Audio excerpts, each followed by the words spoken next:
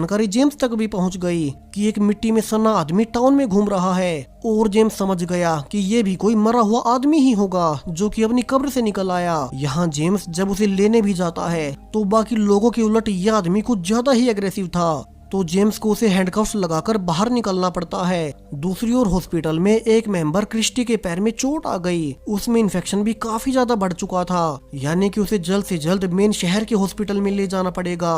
वहीं अब तक जेम्स उस नए आदमी के साथ आ चुका था। सो डॉक्टर एलिशिया अब जेम्स और कुछ और लोगों के साथ क्रिस्टी को शहर में ले जाने लगते हैं। लेकिन अब इस बार भी जब जेम्स की गाड़ी उस मेन ब्रिज के पास पहुंची तो जो भी लोग मरकर जिंदा हुए थे वे सभी फिर से बीमार पड़ने लगे।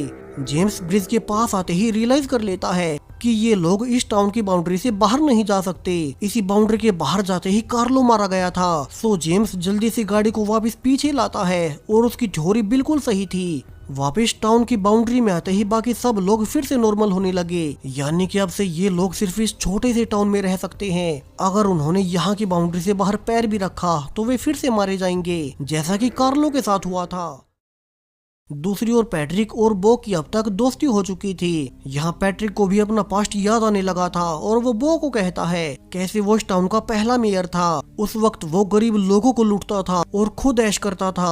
अब वो आगे कहता है कि उसे अपने इस टाउन के पुराने घर में जाना होगा जहाँ की उसने मरने से पहले कुछ इम्पोर्टेंट छिपाया था। दूसरी ओर ग्रुप की एक और औरत केट के साथ कब्रिस्तान जाती है और उसे भी याद आ गया कि उसका नाम मारिया है और वो अपनी बेटी एना के साथ मारी गई थी। वो इसलिए भी परेशान थी कि अगर वो फिर से जिंदा हो गई तो उसकी बेटी क्यों नहीं हुई। केट अब उसे लेकर अपने पुराने घर में जाती है जहाँ की वो पहले जेम्स के साथ रहा करती थी, और घर में घुसते ही उसे जेम्स की सैरा के साथ फोटो देखकर पता चल ही गया कि उसके पति ने उसकी मौत के बाद उसी की बेस्ट फ्रेंड से शादी कर ली। केट इस झटके से उबर ही रही थी कि उसे बाहर से प्रेग्नेंट सैरा आते हुए दिखाई देती है। केट मारिया को लेकर जल्दी से बाहर निकलती है ताकि सैरा उन्हें देख न ले। केट का यहाँ पर दिल टूट चुका था। वो इसे लेकर जेम्स को कन्फ्रंट भी करती है और कहती है कि वो अपनी जान दे देगी। जहाँ पर वो ब्रिज को पार करने लगती है। हालांकि जेम्स उसे पकड़कर वापस ले आता है और डॉक्टर से कहता है कि उन्हें इन सबको कहीं और छिपा कर रखना होगा।